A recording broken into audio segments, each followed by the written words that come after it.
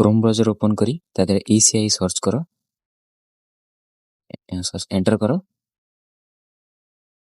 First website आसबो election commission of India, then ताको click करो। एथरु आमे आम घर नंबर एंड पेरेंट्स करो वोटर आईडी सीरियल नंबर जानि परिबा।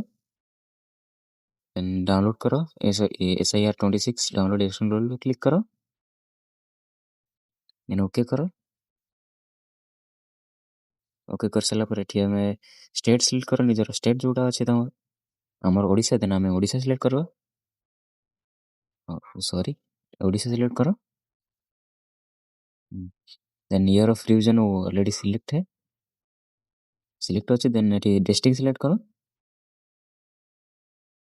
डिस्ट्रिक्ट पर एठी तमरो असेंबली काउंसिल जोटा अछि तमरो सेटा सिलेक्ट करो।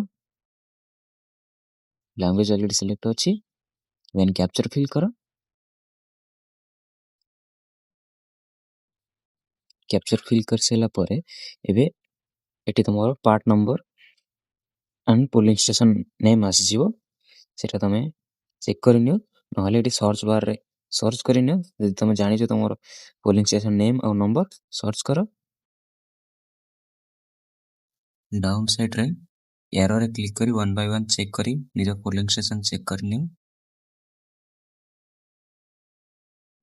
देन ताको क्लिक करी फर्स्ट क्लिक करो, देन डाउनलोड करो। डाउनलोड हे जिवो, डाउनलोड हे सला परे फाइल को ओपन करो। एठी तुमरो गाँ पोलिंग स्टेशन आसी जिवो, से तुम पोलिंग स्टेशन अंडर रे केते लोक वोट दउचंती सेगुरा समस्त ना आसी जिवो। तादेरे तमे सर्च करी निज घर नंबर एंड तुम पेरेंट्स करो वोटर आईडी सीरियल नंबर भी पाई परिबो।